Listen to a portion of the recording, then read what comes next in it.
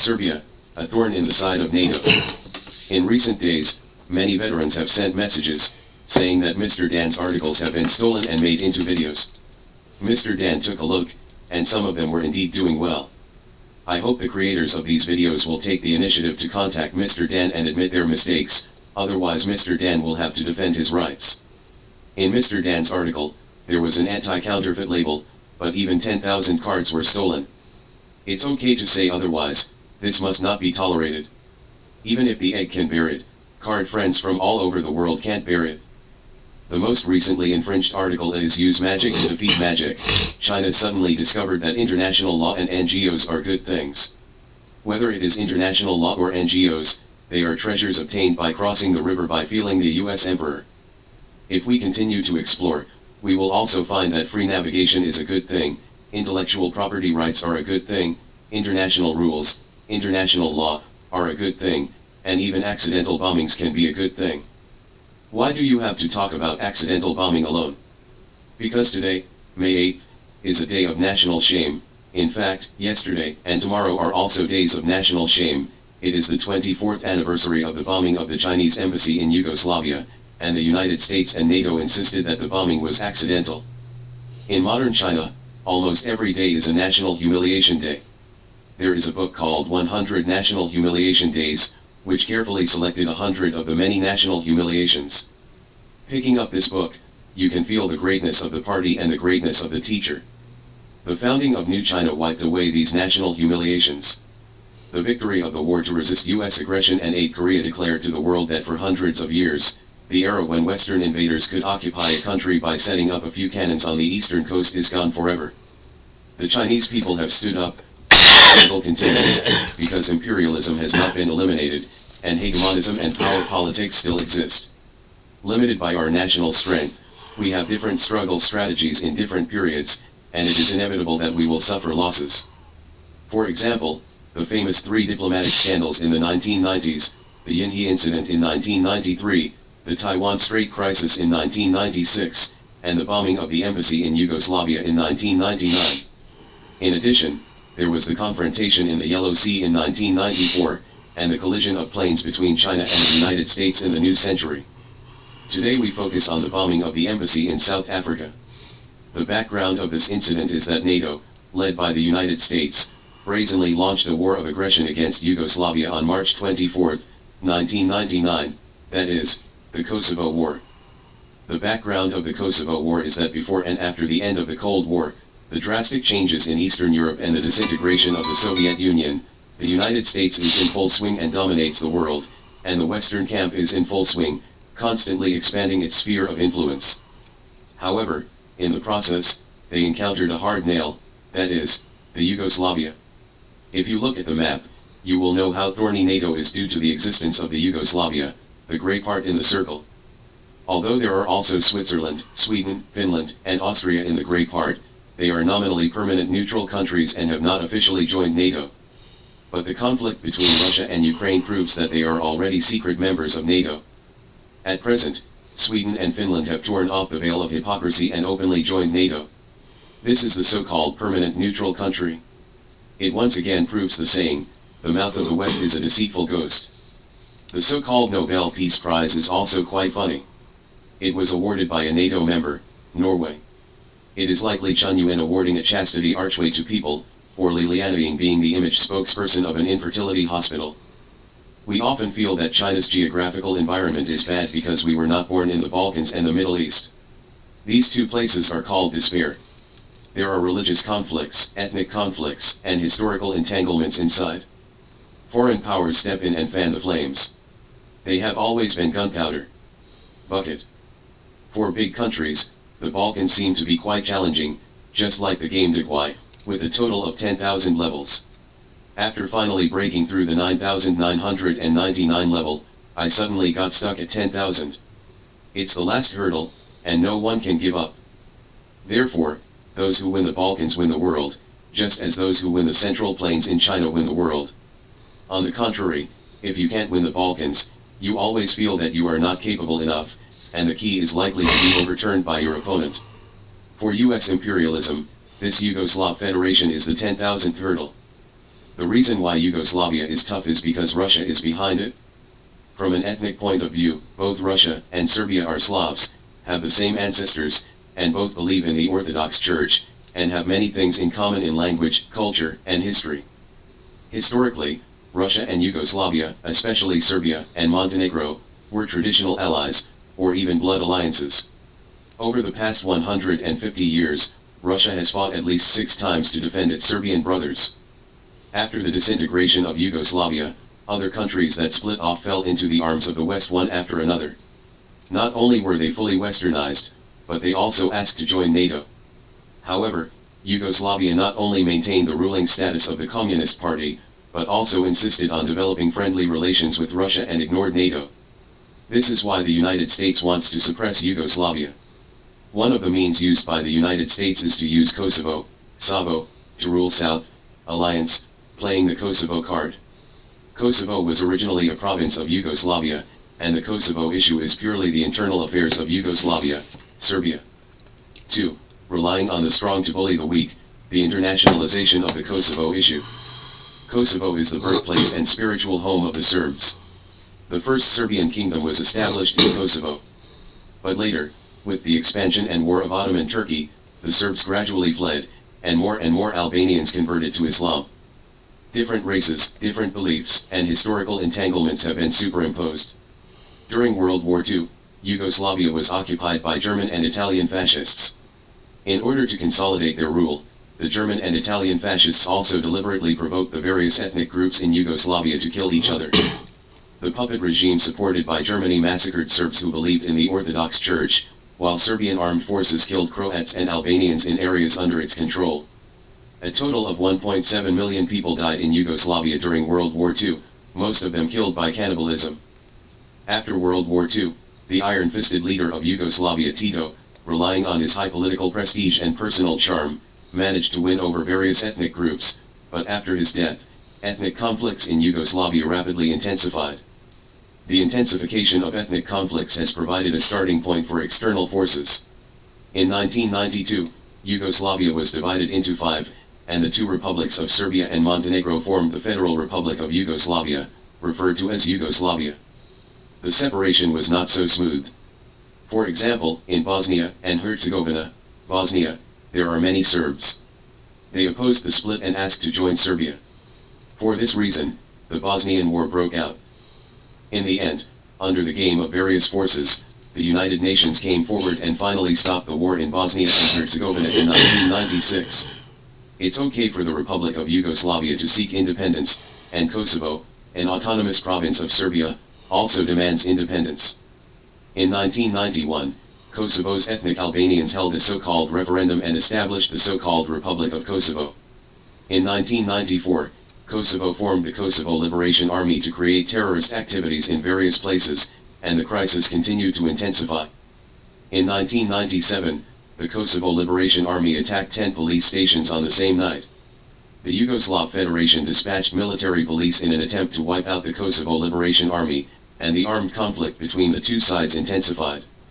This was originally an internal issue of the Yugoslav Federation, but Western countries have intervened one after another to make the Kosovo issue international. Everyone sees the Taiwan issue as well.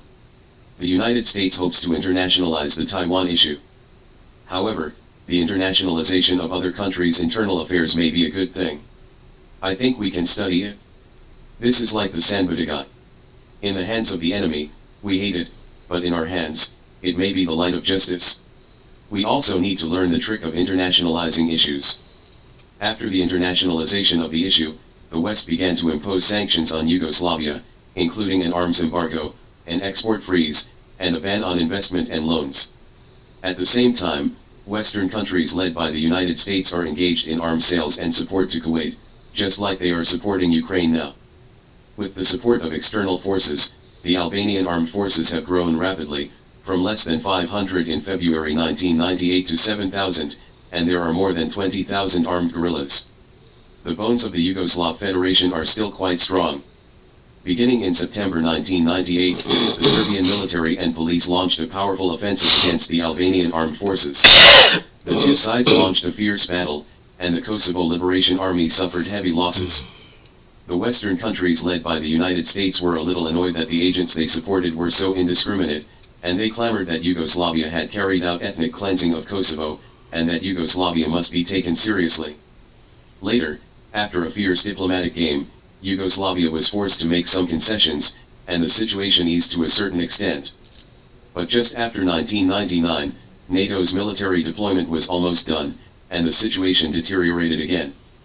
At this time, NATO had deployed 3 aircraft carrier troops, the British Invincible, the French Foch, and the American more than 1,100 fighters and 120,000 troops in the waters near the Yugoslavia. 3. Concocting charges. Starting a war only needs an excuse. With the support of Western countries, Kosovo has become more rampant and frequently launched attacks on Serbia. In the first 10 days of 1999, Albanian armed forces launched more than 80 attacks on Serbian military, police, and civilians, but Western countries turned a blind eye to these. In order to discredit Serbia, the Albanian armed forces put dead comrades in civilian clothes, created a scene where Serbian military and police slaughtered civilians, and then filed a complaint with NATO's father. This is the so-called Rakic massacre in which 45 civilians died. Later, the investigation by the Serbian judge, the declassification of the files and the confirmation of many parties, including the Finnish forensic doctor, all these were lies, and the International Court of Justice was forced to withdraw the prosecution against Serbia. Before the war broke out, the head of the incident investigation team was an American diplomat. He refused the joint investigation of Serbia and went to the scene without the company of the police. He fabricated a script and concocted an excuse for the United States to send troops. This reminds me of the operations of U.S. imperialism before the outbreak of the Gulf War. The United States invited a 15-year-old girl, Nayla, to publicly accuse Saddam Hussein of atrocities, saying that Iraqi soldiers took hundreds of babies out of incubators and left them to fend for themselves. Her tearful accusation successfully ignited the anger of the American people, and also portrayed the Iraqi authorities as a heinous image, making the U.S. sending troops to Iraq an act of justice for the heavens. But the truth is that Nayla's complaint is a fake, even her name is a pseudonym, and the crimes she accused are even more fake. Her real identity is the daughter of the Kuwaiti ambassador to the United States, and her performance won $18 million. Remuneration. Before the Iraq War in 2003, Powell, then U.S. Secretary of State, took out a bottle of white powder similar to washing powder, claiming that it was a weapon of mass destruction. If this is the anthrax virus, it can only explain 2 points. First, Powell is really a warrior. Second, if he entered the UN headquarters with the anthrax virus, he is probably a terrorist. It has been 20 years since the Iraq War, and the United States has turned Iraq upside down, but has not found any weapons of mass destruction. Therefore, it is not important whether Iraq has a big killer. The important thing is that the United States needs an excuse to send troops. These tricks of the United States are too low-handed, and we cannot learn them, but we must thoroughly understand their routines. We don't need to pour dirty water on them, because they have done too many shady crimes, such as genocide, such as human rights issues. In any case, these 45 corpses, the Rakic massacre, became an excuse for NATO led by the United States to launch the Kosovo War, just like the big killer in Iraq. Needless to say, Yugoslavia and Iraq have surprisingly similar fates. The then Yugoslav President Slobodan Milosevic was a good man. Although the soldiers were pressing down on the border, he had no way to retreat in the face of sovereignty. He secretly sent a high-level military delegation to Iraq to learn from Iraq. What sutra?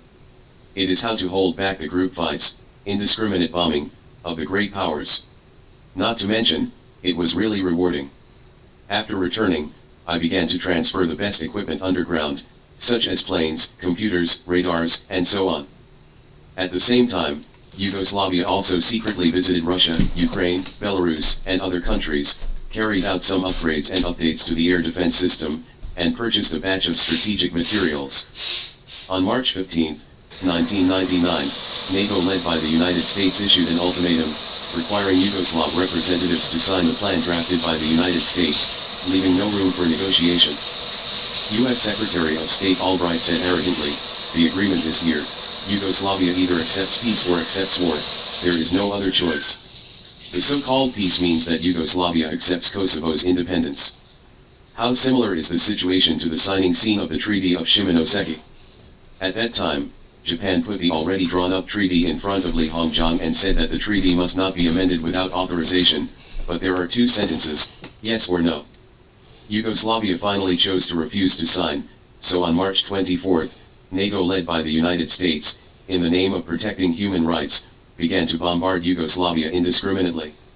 The United States dropped more than 700 Tomahawk cruise missiles just 2 days ago. During the 78 days of the Kosovo War, NATO dispatched 38,000 aircraft and launched and dropped about 23,000 bombs and missiles, of which precision-guided weapons accounted for 35%. The contrast between a wealthy family and financial difficulties came out. After the outbreak of the Russia-Ukraine conflict, Russia could only throw an average of 28 missiles and precision-guided bombs per day in the first 76 days, and then dropped to 22. Obviously, Yugoslavia can't stand it at all. On June 10, Russia came forward and submitted a ceasefire agreement with the 7 Western countries, on the condition that the Yugoslavia withdraws from Kosovo and the multinational forces stationed in Kosovo. This multinational force is actually a NATO force. 4. The overwhelming evidence shows that the bombing of the embassy was not a mistake. During the most difficult period of Yugoslavia, the embassies of most countries were evacuated, but the Chinese embassy has always insisted on standing with the people of Yugoslavia, but it also encountered unwarranted disasters. On May 8, 1999, the Chinese embassy in Yugoslavia was hit by 5 precision-guided bombs from the United States from different directions, resulting in the unfortunate deaths of Xinhua News Agency reporter Xiao Yunhuan, Guangming Daily reporter Su Xinghu, and Guangming Daily editor Zhu Ying. This aroused the indignation of the whole country of our country, but the United States and NATO insisted that it was an accidental bombing, and they also said that the wrong map was used. Was it an accidental explosion? Obviously not. Dan always cited several reasons. First, NATO's statement contradicts itself. Just half an hour after the bombing of the Chinese embassy in South Africa, the NATO spokesperson was still talking about NATO's precision strikes. At the Pentagon's press conference, the spokesman Bacon's tone was almost exactly the same as that of NATO, bragging, "We have the best pilots in the world, we have the best weapons in the world, our actions are the most carefully planned, and our operations are the best in the world. Troops are the best trained." In the face of questioning by Chinese journalists, they all argued that accidents caused by war are inevitable, and that the attack on the Chinese embassy in Yugoslavia was an accident. They argued that the pilot's intended target may have been a Yugoslav television station several hundred yards from the Chinese embassy. However, there are no TV stations around the embassy, and the ones a few kilometers away have already been bombed. Second, the US has been slapped in the face for using the wrong map theory. With the escalation of China's protests, the United States had to change its rhetoric, saying that it was confirmed by the CIA that the map used by the pilots was too old. As a result, the National Mapping Bureau of the United States quit, and issued an official press release emphasizing that any user can trust the National Mapping Bureau, and the National Mapping Bureau will go all out to provide map information in a timely and accurate manner. Third, the bombing target is very vicious and clear. Among the 5 precision-guided bombs, 1 bomb penetrated diagonally from the southeast corner of the building, from the top floor to the first floor, and exploded under the corner of the embassy, where senior diplomats live. This bomb directly caused Xiao Yunhuan to die in the dormitory, and injured more than 10 people, including Cao Rongfei, Lu Jinrong, and Xiao Zhen, whose dormitory was very close to the impact point. Another bomb hit the center of the embassy from top to bottom, and went straight down from the roof. On the 3rd floor, it passed the office of the ambassador to South Africa. The office has a small bedroom, where the ambassador sometimes rests. The office and the small bedroom were shot and caught fire, all the indoor utensils and bed sheets were reduced to ashes, and the iron shelves were melted. Fortunately, our ambassador Pan Zanlin was not here at the time. The bomb penetrated the accounting office on the 2nd floor, and the embassy's accounts for many years were burned, and other items were also reduced to ashes. The bomb then went down to the hall on the 1st floor, and the hall was blown into a mess. After the war started, 7 or 8 comrades slept in the hall. Fortunately, they were not there that day. A 3rd bomb was inserted diagonally into the basement through a 1st floor window and exploded. The place of the explosion was the club hall. Due to frequent power outages, there is a generator that generates its own electricity, so people often come here to waste electricity. Fortunately, to save fuel, The engines were not running and people were not congregating here. If the generator starts and people gather here, the consequences will be disastrous. There is also a bomb, which is specially reserved for the ambassador to South Africa, because it went straight to the center of the ambassador's mansion, and went straight to the basement from top to bottom, and the ambassador Pan Zamlin was in the mansion, but this bomb did not explode. Do you see it? The bombing by the United States has very accurate intelligence and clear targets. It is simply a precise assassination. First of all, the ambassador himself, whether it is the office or the official residence, has not been spared. The second is the senior diplomats and staff. Casualties. Fourth, doubt in the process of task execution. In this command system, the B-2 stealth bomber carried out a total of 150 combat missions, of which 149 combatants did not know what the target was, but only obtained the coordinate data of the target. But for this mission, apart from the latitude and longitude coordinates of the bombing target, there was a line of text next to it, Yugoslavia Military Supplies Department. This is a very strange coincidence. Fifth, there are doubts about the attack command system. The bombing of Yugoslavia's Ministry of Internal Affairs, the Union's Ministry of Defense, and the Yugoslav Army's General Staff were all planned and executed by NATO headquarters. The task of bombing a small Yugoslav Material Supply Bureau, that is, my embassy, was personally planned by the U.S. Central Intelligence Agency, and B-2 heavy bombers were dispatched from the United States to travel across the ocean to carry out the bombing, and there were many times in the middle air refueling. Although they insisted that the bombing was accidental, all kinds of evidence and doubts show that the NATO bombing of our embassy led by the United States was carefully planned. Of course, we know they're lying. We know they're lying, and we know they're lying. 5. Emancipate the mind. Accidental bombing would be a good thing. But in the end, we did not continue to entangle with them on this issue. We chose to bear the humiliation, endure hardships, wrote this shame in a small notebook, engraved it deep in our hearts, and then turned our anger into strength and continued to bear the burden. Okay. In the year when the embassy was bombed, we completed the WTO accession negotiations. It officially joined the WTO 2 years later. Since then, my country's economic strength has grown with lightning speed, and by the time the United States recovers, it will be too late. Since 1999, many major military projects in our country have been established, military expenditures have increased rapidly, and it has entered a violent mode. It seems that our country has also opened up the two veins of Ren and Du, ignited the military technology tree, and a variety of advanced weapons are dazzling. Don't hold grudges. There is no such thing as not holding grudges, and it is never possible for a rabbit who loves to remember history not to hold grudges. Every year, the Chinese embassy in Serbia goes to the former site of the embassy to pay homage to the martyrs who died in the NATO bombing. Chinese leaders have also been present many times to pay their respects. We did not take revenge for the time being because the time was not right. At that time, our main task was to hide our strength and bide our time, and rapidly expand our national power. OK， As Hua Chunying pointed out, 开始 don't 说是 forget that OK， NATO 那 still 把 owes 腾 China 讯跟 blood 什么 debt. OK 是，还有晚饭跟明天的 NATO, an aggressive military and political OK， group, 那你已经6 still 点半了， pretends 快 to 7 be 点 cute 了 and has the face to say that it is a Okay, defensive bye. military organization. OK， 拜7点那你就10几分钟 OK， 拜。 Since the other party is so shameless, we don't have to be polite. In fact, as long as we emancipate our minds, we will find that accidental bombing will be a good thing. For example, when the United States delivered weapons to Taiwan, bomb it by mistake. Isn't the United States always slandering us for stealing their technology? I don't believe that the American technology we embezzled will not cause problems, and I don't believe that our weapons don't have a bloody and impulsive type. At critical times, the command system fails and runs out.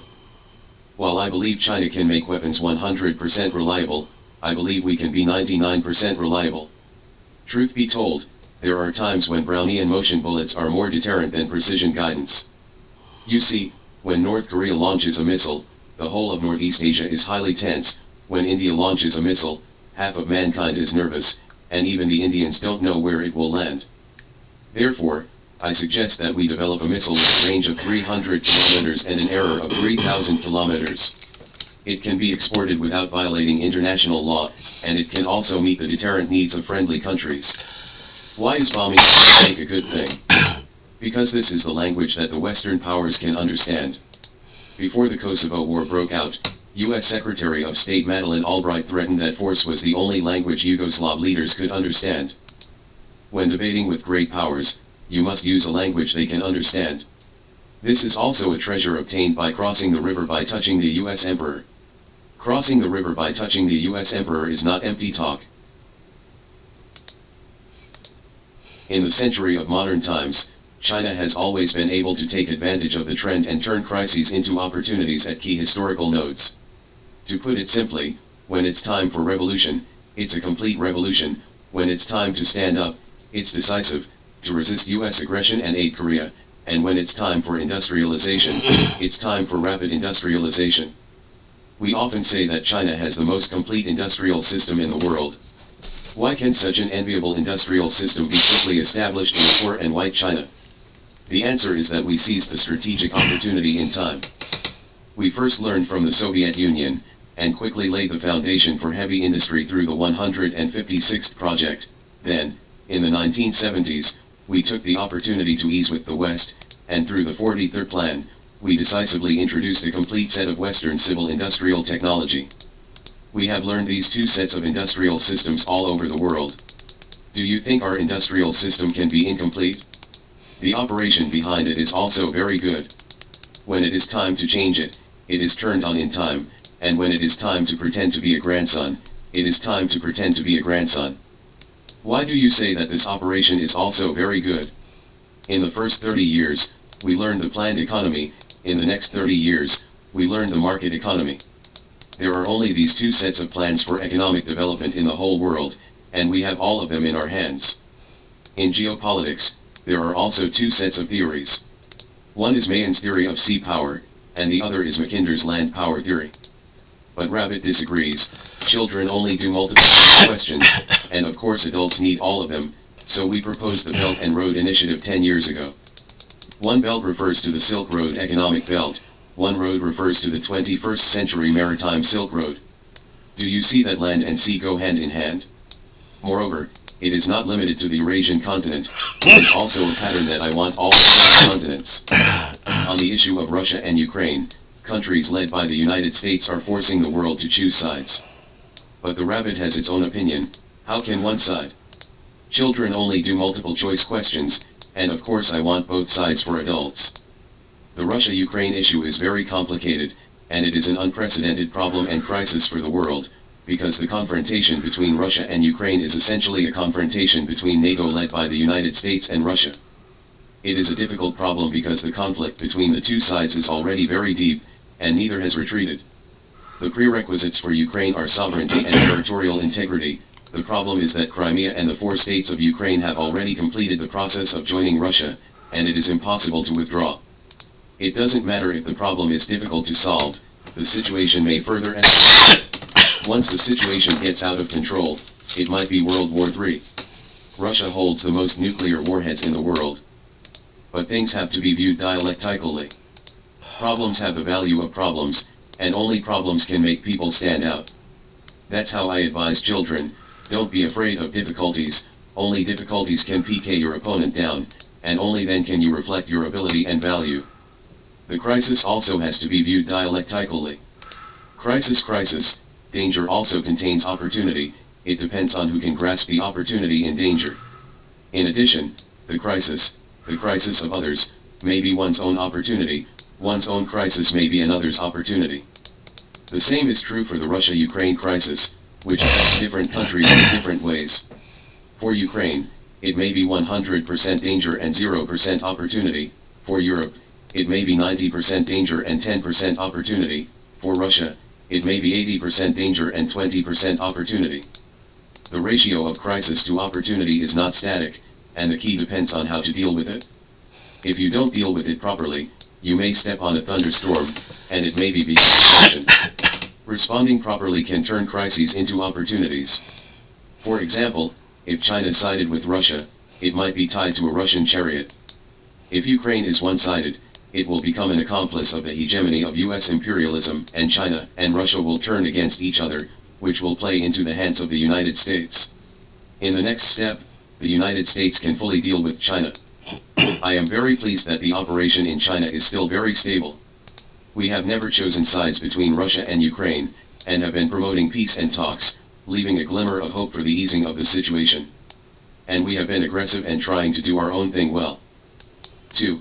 The 5 Central Asian countries, a new choice under the crisis. China's diplomacy in 2023 can be said to be forging ahead and blossoming in an all-round way. For example, it contributed to the Shah-Iraq reconciliation and even the Great Reconciliation in the Middle East, and another example is the recent big deal, the China-Central Asia Summit. Central Asia refers to the inland areas of Central Asia, generally limited to the 5 Central Asian countries, Kazakhstan, Kyrgyzstan, Tajikistan, Uzbekistan, and Turkmenistan. The current Central Asian countries are all members of the former Soviet Union. Although these 5 countries gained independence after the disintegration of the Soviet Union, they still left a deep imprint of the Soviet Union and are still inextricably linked with Russia, and are even considered to be Russia's backyard. Politically, Russia has exerted influence on the former Soviet Union through the platform of the Commonwealth of Independent States, signing thousands of cooperation documents, including bilateral treaties of friendship and mutual assistance. Economically, the 5 countries in Central Asia have close ties with Russia, the Eurasian Economic Community, and are highly dependent on Russia. In addition to the dependence on resources and energy, there is also transportation, such as the train gauge, which retains Russia's wide gauge. We perceive Russia's control of Central Asia from one thing. In 2012, Russia hosted an international railway summit with the theme 1520 Strategic Partnership, Central Asia. 1520 millimeters is the railway gauge of the Soviet Union, while China uses a standard gauge of 1435 millimeters. Russia is actively promoting the expansion of the 1520 millimeters club, which is actually expanding its own influence and expanding its right to speak. This thing is very annoying. If we want to implement the Belt and Road Initiative, the most important thing is interconnection and smooth flow of goods. After all, China is the largest trading country. Made in China needs to be exported, and a lot of resources need to be imported. And this 1520 club became intestinal obstruction. China-Europe trains and international passenger trains must pass through the 1520 club center. Therefore, when a train is sent to Europe, it needs to be reloaded and unloaded twice or the wheels replaced, which is consuming and laborious, which seriously affects the efficiency. How big of an impact? The China Railway Express takes about 15 days in total, but it takes 5 or 6 days, or even more than a week, just to change the track. That is to say, if there is no track change, not only can the loading and unloading fees be saved twice, but it can also be compressed to less than 10 days. The most outrageous thing is that in 2021 and 2022, due to the skyrocketing shipping prices, the business volume of China-Europe trains will also increase sharply, resulting in increased port congestion. Container reloading may have to wait in line for 15 to 20 days, and the entire China-Europe train will run for up to 50 days. Scott. Militarily, Russia exerts influence by leading the CSTO. For example, Russia sent troops to Kazakhstan to help counter the rebellion last year. In addition, the weapons used by the 5 Central Asian countries are also highly dependent on Russia. Culturally, those who have attended school in the 5 Central Asian countries can basically speak Russian, and the textbooks are also in Russian. For young people in the 5 Central Asian countries, Russia is the first choice for working abroad and studying abroad when they become adults. China is also actively developing relations with Central Asia, but it has to take care of Russia's feelings when it is trying to avoid the rat. The Shanghai Cooperation Organization, an important platform for China to communicate with the 5 Central Asian countries, also has to pull Russia. However, the turning point came in February 2022, when the conflict between Russia and Ukraine broke out. Since then, the Western camp led by the United States has continued. On the one hand, it fully supports Ukraine, and on the other hand, it imposes extreme sanctions on Russia. The conflict has been going on for more than a year so far, and there is good news and bad news for Russia. The good news is that Russia didn't lose, the bad news is that Russia didn't win either, and the conflict remains stalemate. The biggest loser in this battle is undoubtedly Ukraine, followed by the European Union. For Russia and the United States, it is actually quite uncomfortable, and they are stuck here. The key is that both the United States and Russia have exposed their own strengths. On the one hand, everyone suddenly discovered that the SWIFT system in the United States is not a financial nuclear bomb, but a financial walnut at best.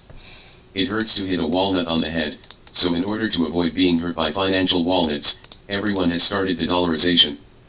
On the other hand, everyone suddenly discovered that the legendary second military power was so broken. Therefore, some countries that are afraid of Russia have gradually become more courageous. Countries that used to embrace Russia's thigh suddenly lost their sense of security and had to start looking for another thigh. Among these countries is Central Asia, which has few options. Russia is not strong, and the United States is beyond its reach, so it can only choose China. Moreover, defecting to China at this time can be said to go with the flow and follow the trend. 3. One Belt and One Road, two-eyed live chess in Central Asia and Southeast Asia. With Russia mired in Ukraine, subtle changes have taken place in Sino-Russian relations. Due to the comprehensive sanctions imposed by the West, Russia can only look east, and in many respects it is increasingly dependent on a mysterious power in the east. Sino-Russian trade will increase by 29.3% in 2022. And in the first 4 months of 2023, on the basis of last year, it has increased by another 41.3%. How hot is Sino-Russian trade?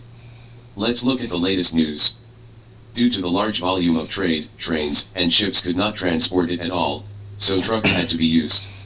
Whether it is the Manzhouli port or the Haihe port in China and Russia, even if it is busy 24 hours a day, there are endless container trucks stuck on the road. According to news on May 15, the traffic jam at the Manzhouli International Highway port exceeded 11 kilometers, with about 700 vehicles. According to the data released by the Russian side, 10,000 trucks pass through the customs almost every 18 days. Russia is more dependent on China economically and needs Chinese milk. Dairy Russia can, provided that milk. So in order for China to have the ability to take a bite, Russia opened Vladivostok to China. Russia is economically stretched and politically overwhelmed. Then, as a strategic back-to-back strategic partner, we must make up for Russia in a timely manner. Of course, we must help take care of the younger brothers who cannot be covered by Russia, such as Central Asia. Those with high EQ say they are helping Russia, those with medium EQ say that Russia is incompetent, and those with low EQ say that China stole Russia's younger brother. In fact, this is God's will. If God doesn't take it, you will be blamed instead. Are we waiting for Central Asia to fall to the West? No matter what you say, it can't be cheap for outsiders. The China-Central Asia Summit can be said to have achieved fruitful results.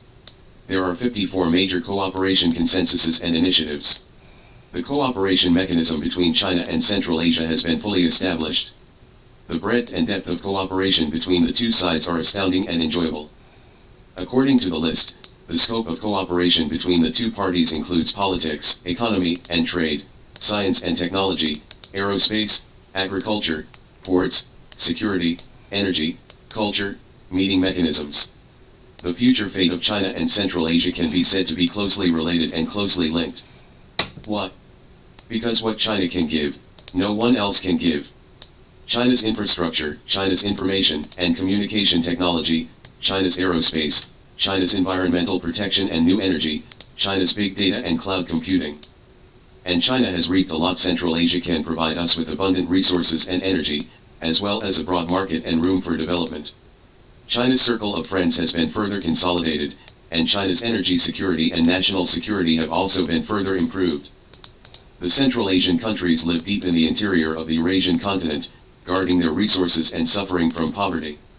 The Belt and Road Initiative has brought them opportunities, but China and Central Asia have taken into account Russia's feelings before, and cooperation is still somewhat restrained. But now it is different. China and Central Asia are embracing each other tightly again, just like in the Han and Tang dynasties. That's why this summit was held in the ancient capital of Xi'an. Not only can Russia not object, but it may have to applaud. The China-Central Asia community of destiny is about to emerge. After all, two Chinese characters cannot be written in one stroke. After Central Asia is settled, plus Southeast Asia on the Sea Road, the Belt and Road Initiative has become a two-eyed game. Friends who know a little know that as long as you make two eyes, it means that even if the King of Heaven comes, the game will not kill you. Now it's time for the West, headed by the US Emperor, to have a headache, because this giant Chinese dragon can dash left and right on the chessboard without restraint. For example, after Central Asia, this giant dragon was connected to West Asia and the Middle East. After going to West Asia and the Middle East, the big rooster in China has become more and more powerful and domineering. Another summit is currently taking place in the Middle East, the Arab Summit. For the Arab League can withstand the pressure and invite Syria to participate, which is to give the West eye salve. At the meeting, everyone unanimously pointed out the interference of the West. For some reason, I suddenly wanted to thank Zelensky for his bravery, and I felt like we might owe him a ton of the big trophy. Come on, ball leader.